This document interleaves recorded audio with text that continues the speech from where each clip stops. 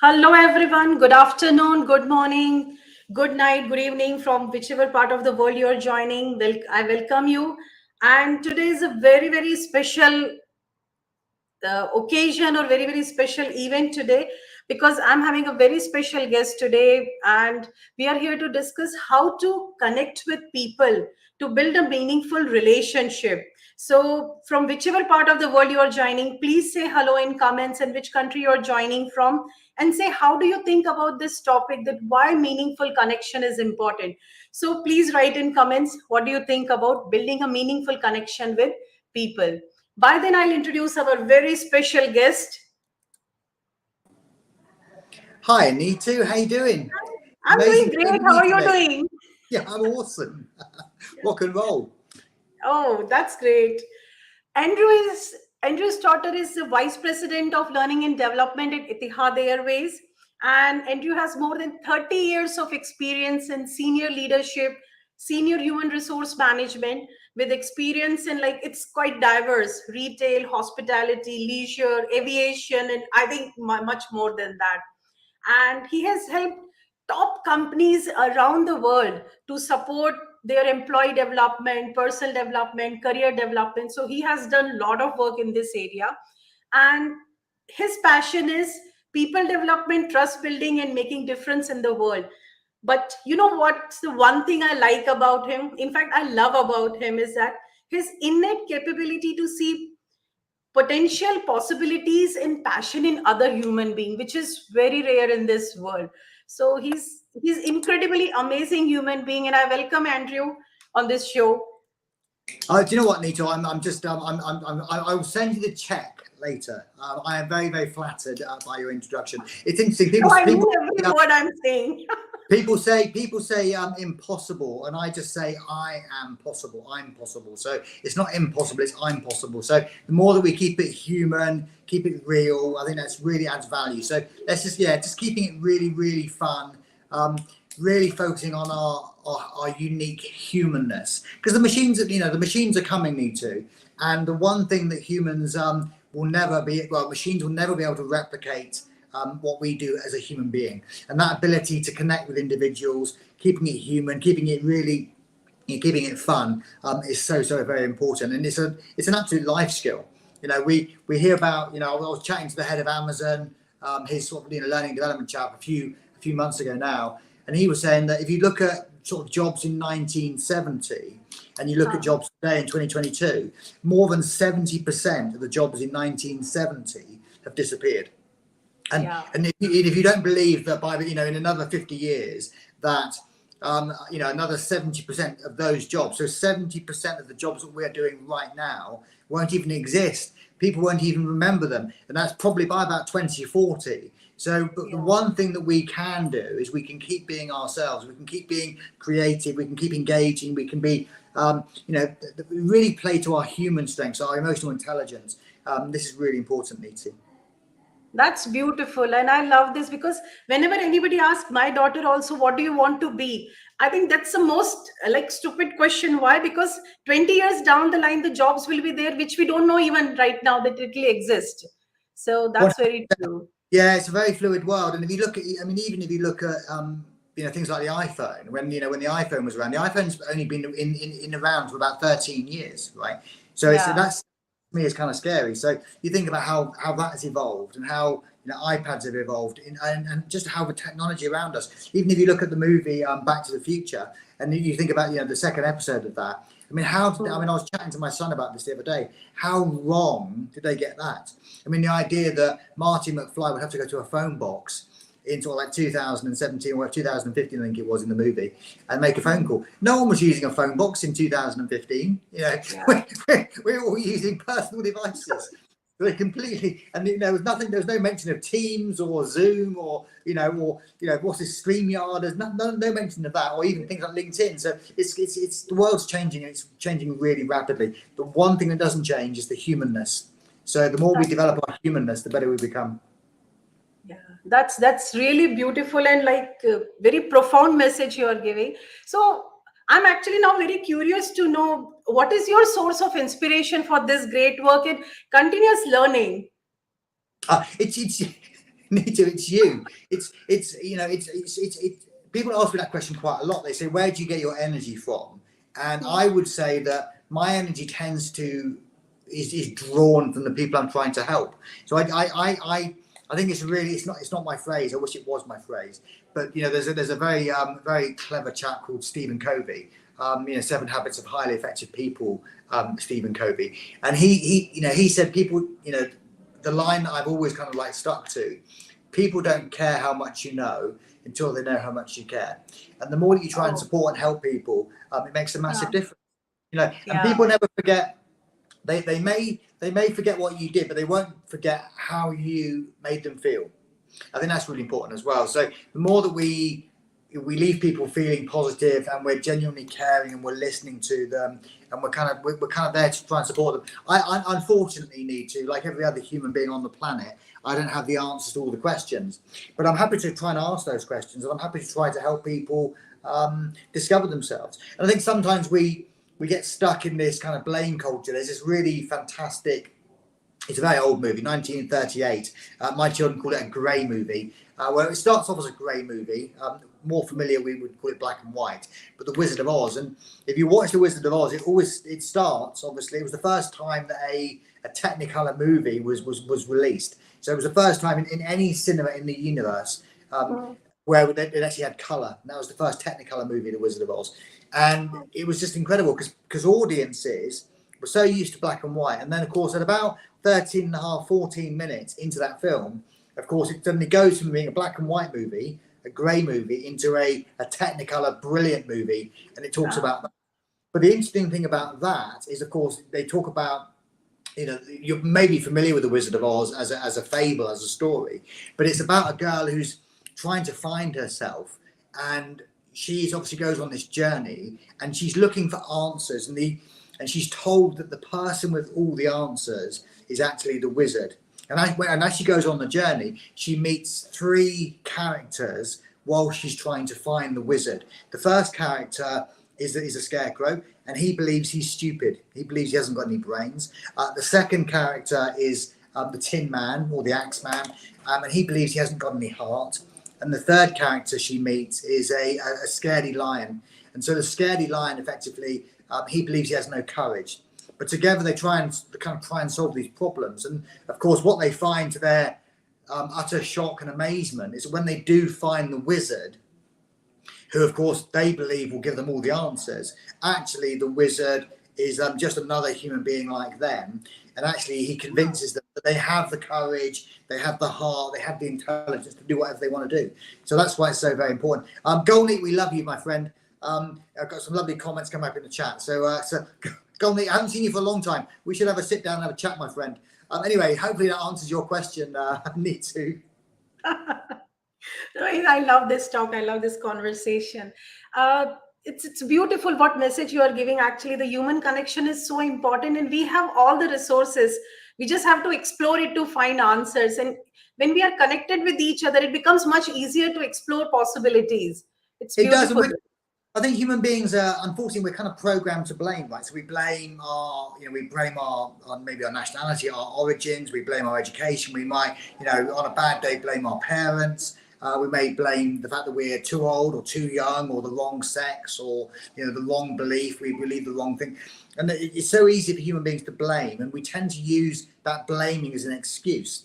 So, I didn't have a good enough education, therefore I could never be successful. Or I was born in the wrong country, so I could never be successful. Or I'm basically a woman, I could never be successful. Or I'm a man, I can't be successful. Or, I basically, I'm just too ill or too tired, or whatever it might be. We have this, you guest spoke on on our podcast, the World Class Wednesday webinar. And we've had a couple of sort of like gold medalist Olympians on that now, which is amazing. And both of those guys, it's one lady and one man, but just amazing, inspirational people who just wouldn't take no for an answer, even when their parents were saying, you shouldn't be in the Olympics, it's too difficult, don't try that, you're going to get upset. And both of them won gold medals in the Olympics. And it's just amazing when you listen to those guys. And what's really fascinating about that is that they're ability, because people say, well, they've never failed at anything. You've won a gold medal in the Olympics, you've always been successful. And I always ask my guests the question about, have you experienced failure? And of course, they always say to me, I fail every day, Andrew. You know, I'm always failing. But it's not the failure; it's the getting back up again and having another go. So it's, you know, just taking personal responsibility and not blaming, you know, whatever we want to blame. You know, like I said, in most cases, it's just we blame our wives, our husbands, our children. We blame. The list goes on. Yeah. Hmm. So don't be blaming. Just take responsibility, and you know that's why I have that kind of catchphrase of own it. Yeah. Yeah, no, that's very important, because many times we see that people, as you said, that they just keep blaming everything else other than themselves. They don't look Yeah. inside that they have every moment they can make a choice to make the next moment better. So we all have choice in no matter what situation we are. It's beautiful. Absolutely correct. Yeah. So just taking personal responsibility. You know, I'm probably the most you know, stupid man you would possibly hope to meet. I'm very, very lucky. I work really hard. But I think the other thing that's really interesting about working really hard is that I wouldn't want anybody. It sounds a bit. I'm going to go a bit dark for a couple of seconds with you, need to. I wouldn't want anyone to say to me that at my funeral, you know, oh, Andrew worked really hard. Because that's not what it's about. It's not about working hard. It's about trying to make a difference and trying to make a difference every single day. So my kind of CEO and you know, one of our COO asked me the other day about my attitude, and I just said to him, you know, actually, all I want to try to do is when I get to the end of my day, is just putting my head on the pillow and have I given it my best shot? You know, did I do the best I could possibly do? Sometimes it wasn't good enough, but hey, it is what it is, you know. Anyway. That's right. That's right. Once I was giving a talk for the project managers, and like one project manager was really pushing his team to complete project. And I told people, well, this, whatever you are implementing now, it will be replaced by another technology in next year or maybe 2 years down the line. People will not feel how many projects you delivered on time, but they will remember how you made them feel during this journey. So 100%. And it's all about that relationship. It's all about that relationship. And it's just, I think sometimes, you know, don't forget how important those people are to you, because and everyone is part of the team, and they're all critical to the success of the team. So it's just really crazy. I suppose the one thing that probably upsets me the most in the whole universe that I work in is that, you know, managers have to walk the talk. So it's one thing to say we need to be doing this and our team members should be doing these things here. Managers need to demonstrate those things. Leaders need to demonstrate. They need to be the absolute epiphany. They need to be the expert in that. Show the team how to do it, because they should role model what they're trying to do. Because if we role model it, then people tend to look at that behaviour and believe that's the right thing to do. So yeah. So it's fascinating. I've just seen my very, very dear friend Vicky from Greece dialing in. So Vicky, it's lovely to see you there, my friend. Anyway, Neetu, where should we go next? So we are talking about the employee engagement. Once I was going through the Gallup survey, and it says that most of people are not engaged currently, and if employees are engaged, the profitability increases by 23%. And now the meaning is the new money. Like, people are looking for meaning more than anything else in their job. So how do you see purpose or meaning being the most important driver for employee engagement? I think it's like, yeah, I have a very simple answer. There's kind of 5 things that we need to really focus on as leaders, and I just think that's so. Let me just talk to those 5 things just briefly, and please feel free to ask any other questions. So so I hope this is because we can share. Yes, definitely being recorded, Gomni. So yeah, don't you worry about that. So yeah, 5 things really important. Number 1, it's about clarity. So the more that we can give our team clarity, and they understand what we're trying to do, and we talk about finding their true north, trying to find the organization's true north. If you can align your organization, it makes a massive difference. If they understand, if the human being, the person we're working with, understands what we're trying to achieve, the first and the second thing is that when you're then giving them recognition or feedback, it's much easier. Because if I understand what you're asking me to do, Golni, and then basically not Golni, need to, if you understand what what you're asking me to do, and then I'm either doing it or not doing it, it's much easier to get the feedback, right? It genuinely is, because I understand what you're asking me to do, so therefore I'm either doing it or I'm not doing it. Simple. So number 1 is clarity. Number 2 is getting feedback and helping people kind of grow. The third thing, my kind of absolute favorite, is what I always call it input versus output.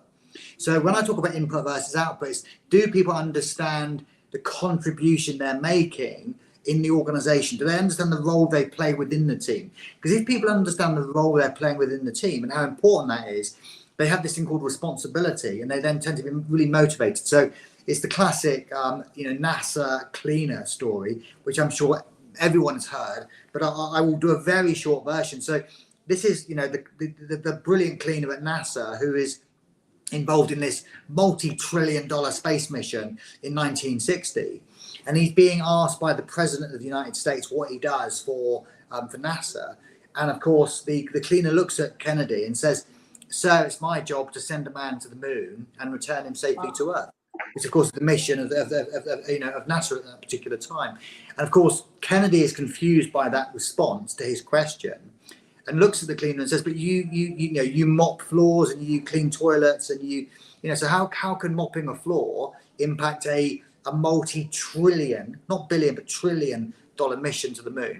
And of course, the cleaner says, "But one important point you're forgetting, sir, and that is that the last place on Earth the astronauts will come is to my bathroom. And if my bathroom is not spotlessly clean, they could then become sick.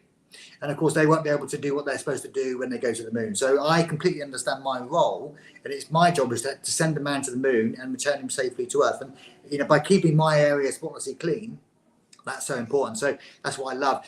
The fourth thing for me is really helping people kind of grow and develop with you. So I feel that if you're trying to help people learn something new, and they're trying to challenge people and pushing them and helping them kind of learn a new trick here and there, it's going to make you a much better leader. And then the final one is really, for me, it's just about genuinely caring.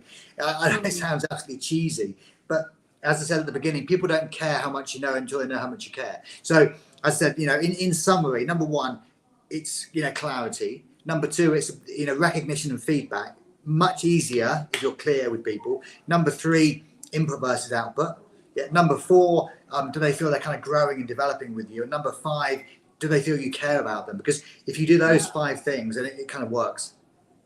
That's beautiful, beautiful. I was just making notes of these points. So as you mentioned that, we look for the engagement and connection, and but most of the human worries, they come from the uncertainty or the lack of clarity. As you mentioned, the first point itself is about the clarity. But most of worries are coming from either the lack of clarity, lack of information, or uncertainty. Especially during the COVID time, we have seen that.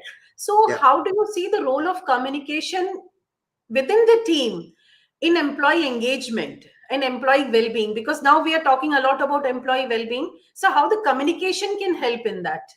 I suppose there's probably a trillion ways of answering that question. Let me try and give you the shortest possible answer for that. I think you can probably categorize, I'm being very general here, I think you can probably categorize individuals into 3 sort of broad categories. What I would call the mnemonic is EAR, so EAR. So the first one is, we're always going to be working with employees, probably about 20%, who just embrace it. They love it, they're energized, they really want to do it, they're kind of in there. As soon as there's something new comes out, they're like all over it and they're really keen. They want to make a difference. Yeah, and we of course we love those people. That's great. We have some other people in the team as well. So they're the embracers. The second group, this is the big group. They're about maybe 60+% in that group.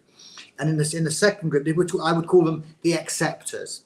And an acceptor is, I don't really feel I haven't got a choice. I've got to do this. You're doing this to me, and that I haven't got a choice primarily because I have children. I have to pay my rent. I have to pay my car loan.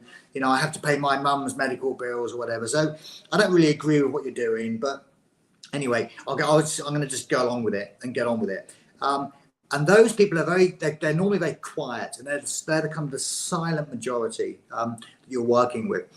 The other group, which is basically the secret to the quiet majority, is what I would call the rejectors. So you've got embracers, acceptors, and rejectors. And it's my rejectors that we love the most, because rejectors, particularly when they're communicating with us, they're the ones who say, I don't agree with this need to, I don't think this is the right strategy, whatever that might be. My concern is this, and this. Actually, and the classic response from most leaders is to kind of ostracize, isolate the rejector, right? Push them to the side. No, they're just hard work. We don't want them in the team. Actually, what great leaders do is they listen to the rejectors. They understand what their concerns are, and they start to address those concerns. And what they actually do is they then start to tackle the concerns of the acceptors, the majority, right, who are not voicing their concerns for the reasons of, you know, mother's medical bills and my rent and my school fees and my car loan, etc. So if we really open the door, a lot of managers talk about open door policy, but sometimes I get told things. I'm not particularly happy with what they're telling me, but I really would encourage people to give me an honest answer.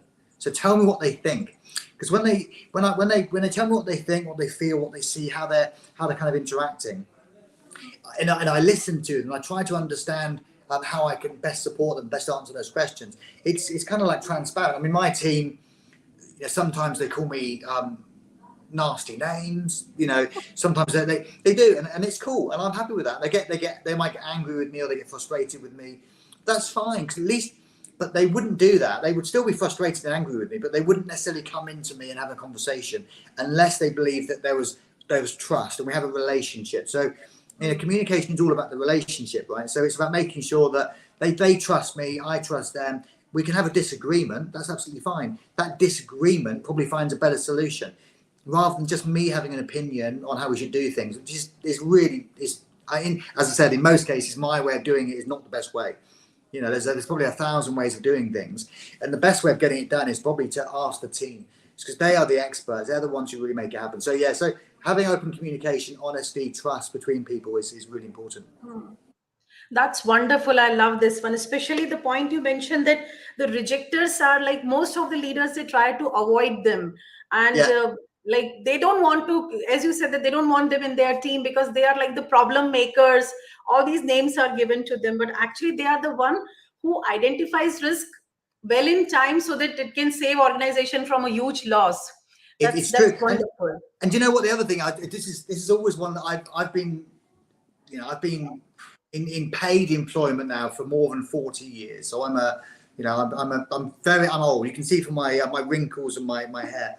I'm an old bloke, and I've most of that time, definitely over 30 years, I've been involved in, you know, learning and development of some form in many different organisations, pretty much all the continents of the world. I've been involved in learning and development, which is great.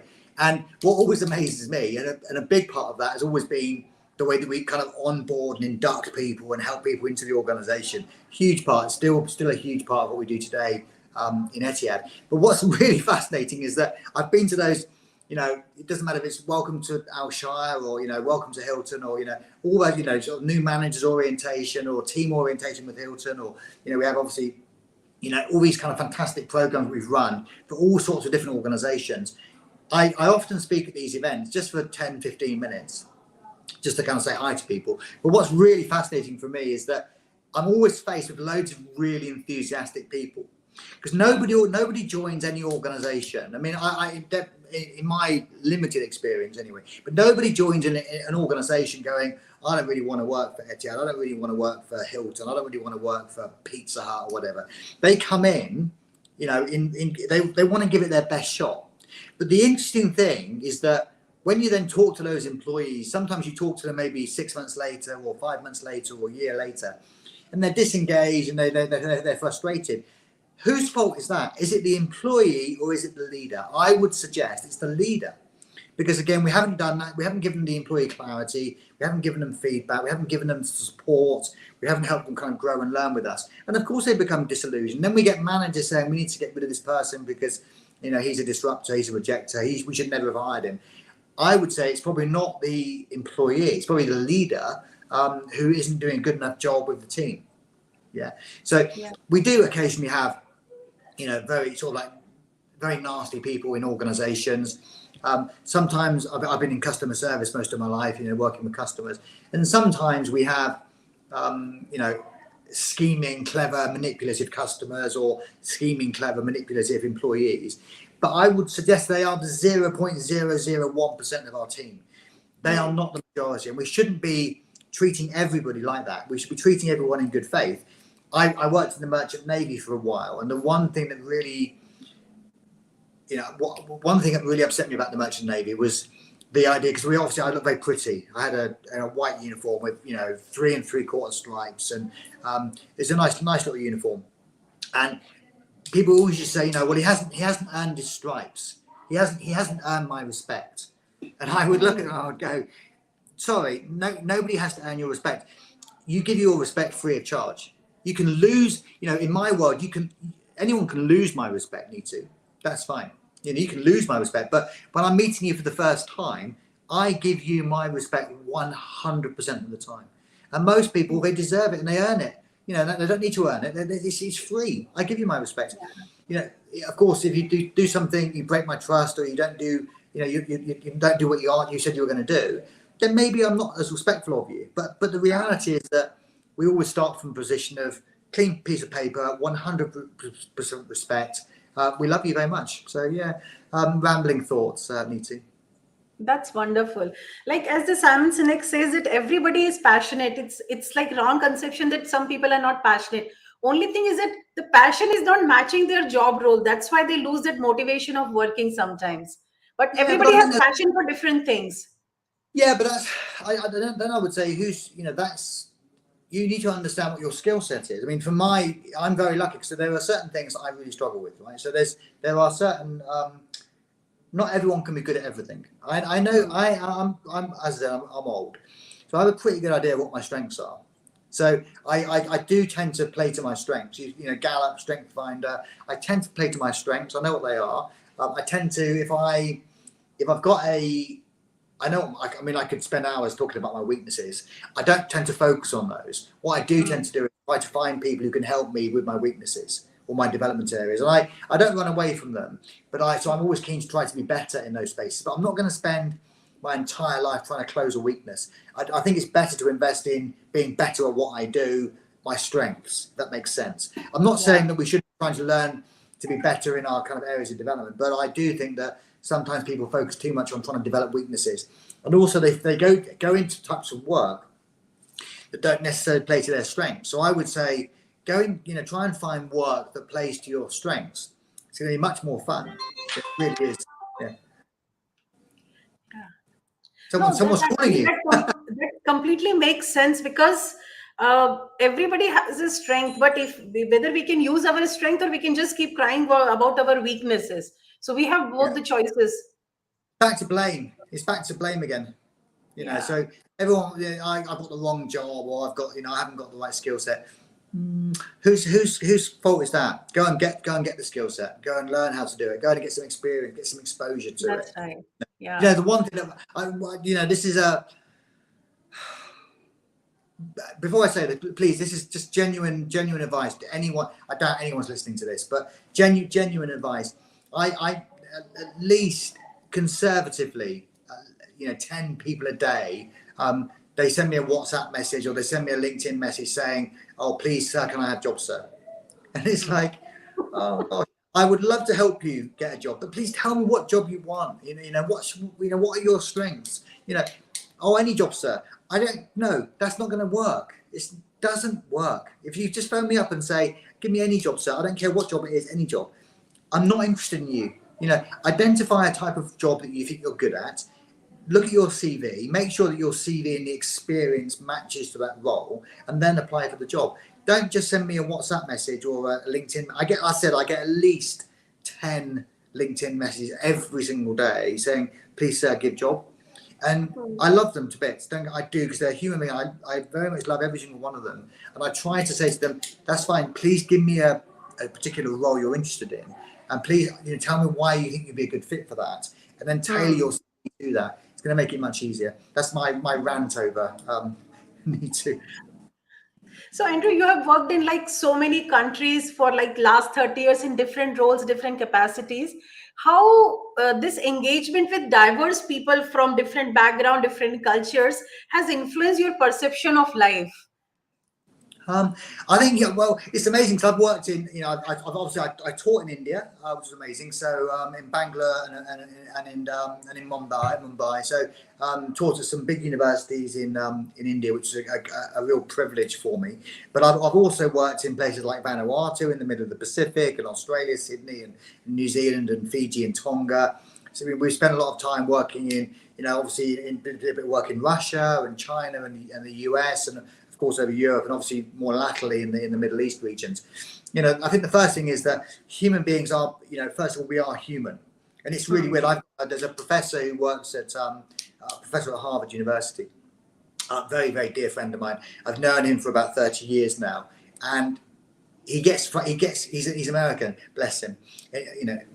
No one can be perfect. He is American, and he kind of has this kind of weird kind of view of the world. And sometimes people say, "Oh, you don't really understand my culture." Americans don't understand the Australian culture, or the British culture, or the Greek culture, or the Middle Eastern culture, or the Kuwaiti culture, or the the Emirati culture. That is just absolutely rubbish. At the end of the day, we are first and foremost human beings. And I've seen this professor do. He does it beautifully. He takes it kind of at face value for a few minutes. Because oh no, you don't understand the culture. We're not the same as Americans or whatever. And he takes it on board. And I can see the frustration build up inside him. And eventually, he does this kind of classic, and he goes, "Have you got a spleen?" And of course, the person's like completely confused by the question. And he goes, "Well, no. Have you got a spleen, or do you have a liver, or do you have a heart, or do you have lungs?" And of course, they look at him. They're very strange. They say, "Yes, I have lungs and a liver, and okay, so do I." So our DNA is 99.99999% identical. Yeah. So we're first and foremost, we're human beings. So it doesn't matter where you are in the world, just spending a bit of time understanding about the humanness, and just connecting at a human level first. Of course, we have different experiences and different beliefs. That's all kind of fine. It's part of being human. But actually, starting at the point of being a human has always worked for me. So it doesn't matter where you are. I've famously got arrested in Fiji for not having my shirt on. Very, very boring story. But actually, when you kind of go into it and you just start from a human point of view, they tend to be more lenient with you. Just being a nice human being and just being friendly and approachable and listening and respectful, you get away with a lot more. It's an easier existence, Neeti. That's right. And I think this is the high time when the world needs such people, those who are more tolerant, accepting people, not only tolerant, but going to the next level, that acceptance also is there. 100%. 100%. Yeah. So, we have seen that many people, they have big dreams, but what is the biggest reason that they don't achieve those goals in their life? Because we see some people, whatever the goal they set, sooner or later they achieve. By some people, no matter how many years they spend, they don't achieve. So what is it? One ingredient which is missing in that? Can I give you three? Oh, that's wonderful. Because I think that's really important. So I think the number one is, and there's a bit of caution around this. Do not underestimate how hard you have to work to be successful. Yeah, first of all. So I'm not saying that should be carved in your gravestone. I'm making notes. Yeah, but first and number one, you have to work hard. There's just no substitution for working hard. Yeah. So a lot of people think, well, I'll just take the easy route. And unfortunately, what I know is the harder I work, the luckier I get. So that's really important. I think that's the number one thing. The number two thing, really, really important, is that if we understand what people need from us. So I learned this lesson a long time ago when I started my career washing dishes, in a pot wash, and then I kind of graduated to being a waiter, and probably my second day of employment when I was a waiter was probably one of the most important lessons in my life, because as a waiter, I started to understand that if I gave my customer what she needed, and I listened to the customer, and I gave her a great experience when she was having dinner with me, something rather miraculous happened where she would give me tip, gratuity, or give me cash, right? So I kind of worked out that If I gave people what they needed in their lives, then they would give me money. It's a very simple equation. So that's what I tend to do. And it doesn't matter if it's the CEO, the chairman of the organization, the chief operating officer, the IT director, whoever it is. Give that person what she needs from you. And if you give that person what she needs, my point here is you could pretty much write your own check. Yeah. And then I got people listening. Obviously, I can see some beautiful people listening here. And it's fantastic. But there's kind of my sort of humanness. Don't underestimate the power of eye contact and smiling. Don't underestimate the power of saying good morning to people. Don't underestimate the power of saying what do you need from me. Don't underestimate the power of saying what else do you need. And don't underestimate the power of saying goodbye. I was with ADNOC yesterday, and there's a couple of things that kind of like really red rags to me. And when you say good morning, someone, when you say you need to, good morning, how you doing, or good evening, and they just look at you and then look away and walk past you, that drives me to. And yesterday someone did that to me in ADNOC, and I said good morning, how you doing, the usual kind of stop show, and this lady just looked at me with disdain and walked past, and I stopped. I said, do you know how rude that is? When someone says, she goes, what do you mean? I said good morning to you, and I smiled and I waved to you, and you looked at me and you just ignored me. She goes, oh, I didn't see you. I said, you saw me. You definitely saw me. You made strong eye contact with me, and you just looked at me as if I was dirt. Yeah. And then you basically walked past, and I said, I'm just calling you out on it. That's bad. We're both human beings.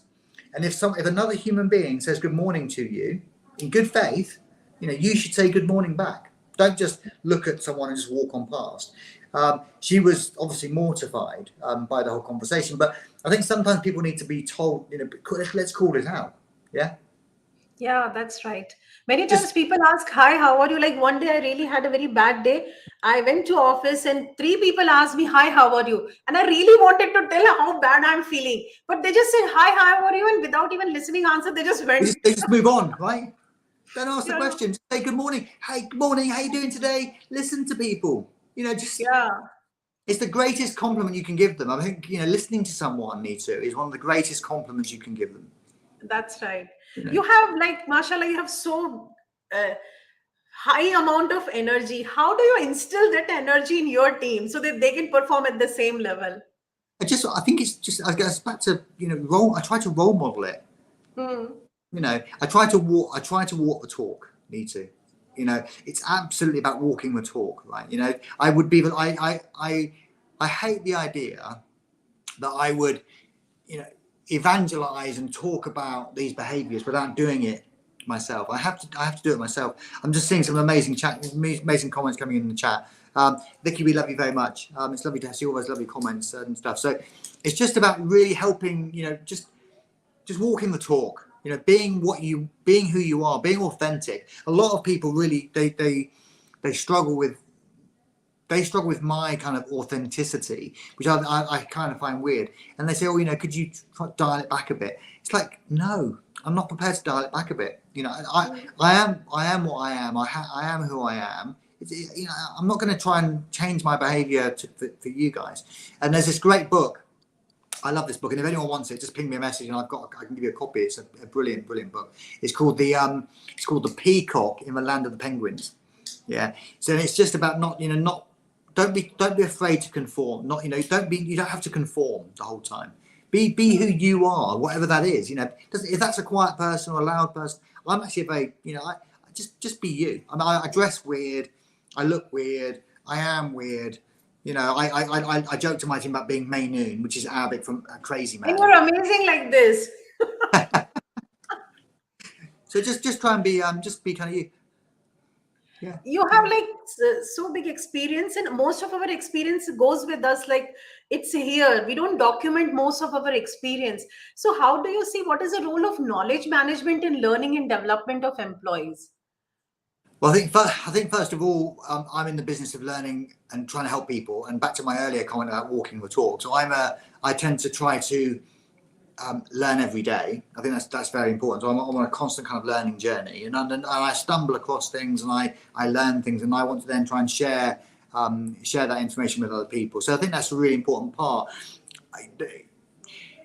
You can't, you're not going to, you need to be challenging yourself every day. You need to be kind of growing, trying to learn something every day, even if it's two or 3 minutes. 1 minute is better than nothing at all. And it's all about trying to form those habits. The more that you can form habits, the more that you can just. Sometimes it's really hard to do it, but just as I said, the more you do it, the easier it becomes. Genuinely, it's difficult at the beginning. It's like exercise, or it's like whatever else vices that you have. But when you do things and you do good things healthily, it's a bit like the human body. And I think it was great. I had a great conversation in our podcast this week we were talking about neuroscience and we were talking about psychology in that session. And the speaker was saying it's fascinating because you've got we talk about organizations, and if you then take away the ization, you've got the organ. And if you look at the human body as an organization, it's made up of those component parts. So the liver and the kidneys and the heart and the brain and the arms and the legs. They all kind of work in isolation, but actually, if you just took the liver on its own and said, you're the liver, just go and work over there, it's a bit of a waste of space, right? The liver does a function within the body, as does the heart. So, each of those, that body comes together to make the organization, right, which is the human being. And it's the same with organizations. I think if we can help team members in different parts of the organization understand the role they're playing, like the kidney, like the liver, like the heart, like the brain, actually they tend to be they tend to work better and they're more effective in their roles. Yeah, that's incredible. And the more we learn, we need to share also, because if when we die, our knowledge goes with us. It is not useful to anybody. We cannot give our brain to somebody. So I think when we are learning, at the same time we have responsibility to share also with people, so that the next generation or other people can use that. They don't have to reinvent the wheel every time. Yeah, and it's all about legacy, isn't it? It said, at some point I'm going to die. I'm going to get dark on you again. And I've no plans of doing it in the immediate future. But at some point I'm going to die, and I want people to kind of say, he cared about people. He was really genuine. He had an incredible, rich life. That's what I want them to say about me. I don't want them to say, oh, he worked hard. That's the last thing I want them to say. That he maybe helped one person in the universe be better. I mean, that's amazing. I mean, the amount of people that come up to me in shopping malls, or I was at a meeting this morning and people were just coming up to me, oh my gosh, you have no idea. And I've never met these people, and they just say, you absolutely, this person this morning was just saying, I've never met you, but I follow you on LinkedIn. I just absolutely adore you. And I was just going, wow, it's amazing. I don't think we understand the impact that we have on other people, right? It's quite amazing. Yeah, it is. So if, like, in one sentence you have to give essence of your life experience, what that would be? I know it's challenging for you to give in one sentence, but I think just give it. I think give it your best shot. Give it a go. Don't be afraid. Feel that. I'm terrified most of the time. Genuinely, a lot of things scare me. This scared me doing this. This is a new experience for me. Talking to you, so I think we worry about things, and then when we do things, actually it's not too bad. It really isn't that bad, and it doesn't kill us. So I think if it doesn't kill you, it's probably quite a good thing. So have a go. Fail fast, fail often. Fail forward. Really try to understand when you do fail. Analyze the failure, but also analyze why you're successful. So when I'm successful, it's a long sentence. But when I'm, if I'm successful at doing something, I tend to think, well, let's look at what made me successful at that particular thing, and let's see if we can replicate that in the future. I think too many people, they fail, they have to try to analyze why they failed. Yeah, I can see some benefit in that, really, but the more benefit is when you're doing well, look at what you did well, and then try to replicate that behavior. It makes it easier. That's wonderful. I want to tell audience that before we went live, there was some technical issue and we were fixing it. I was not able to hear, so we were just fixing that. And then Andrew said that this is as he mentioned, that it is the first time he is giving live. And I told him this is the first time I'm taking one interview. And he said that, okay, this means we both are learning. That was so beautiful. Two virgins together. Two virgins learning a new skill together. Yeah. We've both survived the experience, Neetu. You're an amazing host. Thank you. Thank you so much for your time. I'm sure, like, I'm going to put this on the podcast as well. Like, within maybe the next 1 hour, I'll be putting it. So this is what the knowledge sharing is, and I'm sure that thousands and millions of people will learn from your message today. Thank you so much for your time. Can I just genuinely, guys, if you want anything from me, just reach out and ask me, connect in LinkedIn, or please just feel free to kind of reach out and say hi.